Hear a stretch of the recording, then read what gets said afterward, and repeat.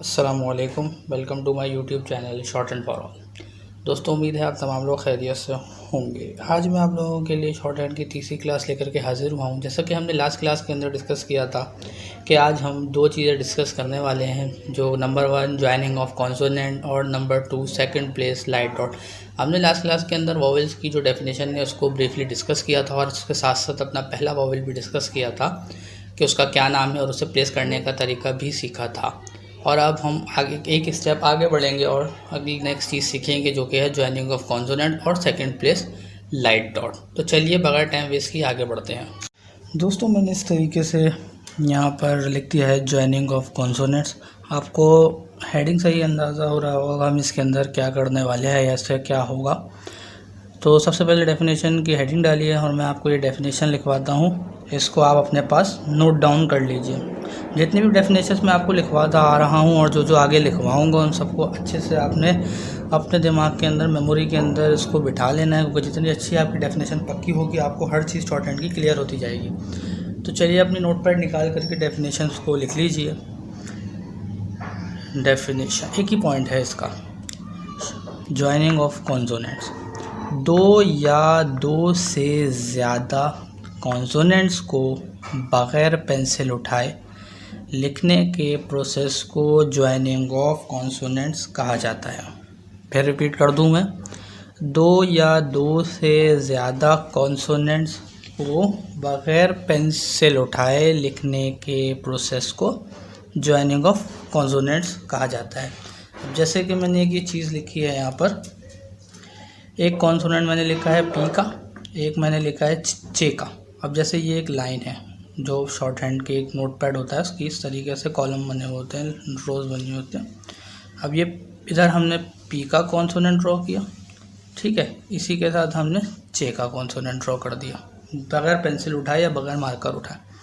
इसी तरीके से ये डी का कॉन्सोनेंट ड्रॉ किया हमने, उसके साथ हमने लाइट टी का ड्रॉ कर दिया, ठीक है।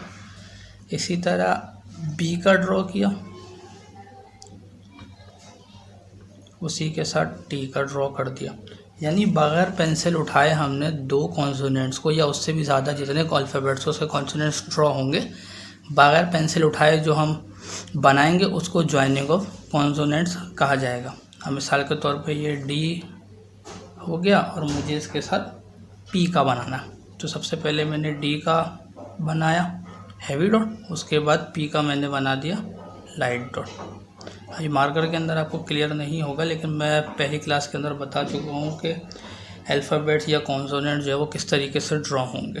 तो आज जो हम तीसरी चीज़ अपनी डिस्कस कर रहे हैं वो है ज्वाइनिंग ऑफ कॉन्सोनेंट्स, यानी दो या दो से ज़्यादा हरूफ को बगैर पेंसिल उठाए लिखने का जो अमल है वो आज हम सीख रहे हैं। इसी तरीके से एक हम बना लेते हैं, जैसे ये बी आ गया और उसके साथ ये जे आ गया, ठीक है।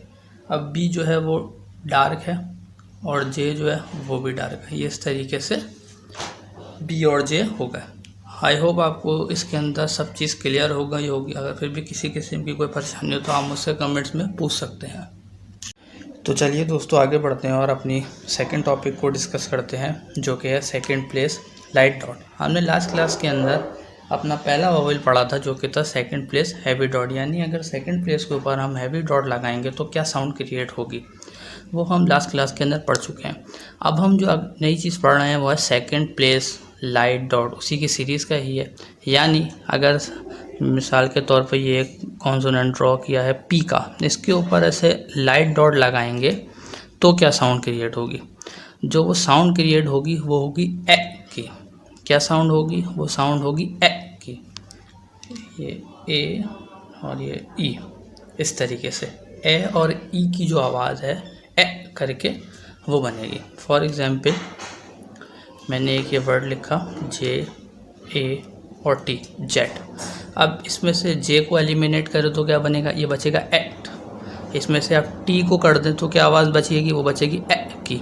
तो जो वो ये ए की आवाज़ है ये हमारा सेकंड प्लेस लाइट डॉट है।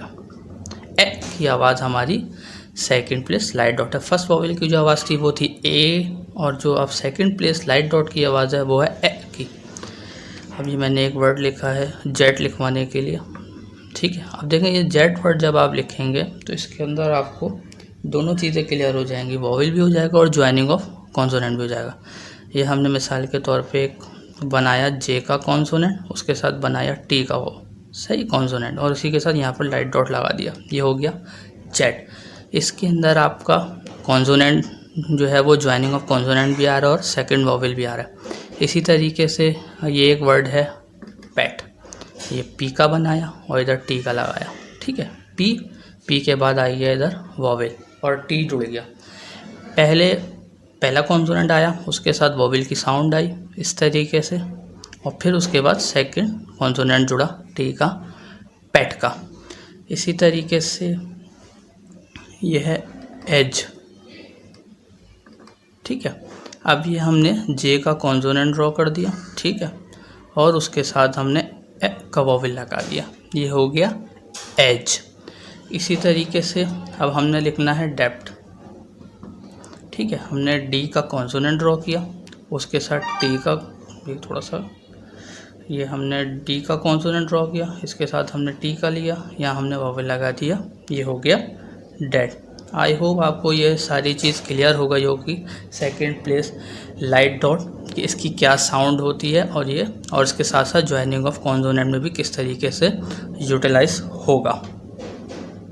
दोस्तों मैंने यहाँ कुछ वर्ड्स लिखे हैं प्रैक्टिस के लिए, जो कि हमारी इस क्लास और लास्ट क्लास का कम्यूलेटिव वर्ड्स हैं, जिसके अंदर हम जो अपनी लास्ट क्लास में हमने जैसे कि सेकंड प्लेस हैवी डॉट पढ़ा था, और इस क्लास में हमने ज्वाइनिंग ऑफ कॉन्सोनेंट्स और सेकंड प्लेस लाइट डॉट पढ़ा है। वो ये वर्ड्स हैं कुछ जिन्हें आपने एक एक पेज प्रैक्टिस करनी है ताकि आप लोगों का पूरा हाथ सेट हो। देखिए पहला वर्ड है डेट। डेट यानी डी का कॉन्सोनेंट, ए का वॉवेल और टी का कॉन्सोनेंट, ये हमारा पहला वॉवेल था, ठीक है। इसी के साथ मैंने डेट लिखा है जो कि डी का वॉवेल, डी का कॉन्सोनेंट है, ए का वॉवेल है और टी का कॉन्सोनेंट है, ये हमारा सेकंड वॉवेल है।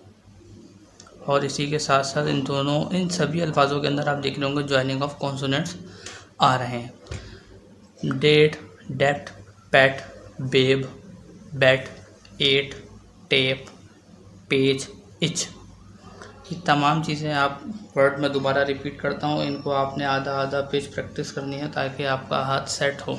Date, date, pat, babe, bat, at, tape, page, itch. अगर आज की क्लास में आपको कोई भी चीज़ ऐसी है जो समझ में ना आई हो तो आप मुझसे कमेंट के अंदर पूछ सकते हैं, इंशाल्लाह ताला मैं उसको हल करने की पूरी कोशिश करूँगा।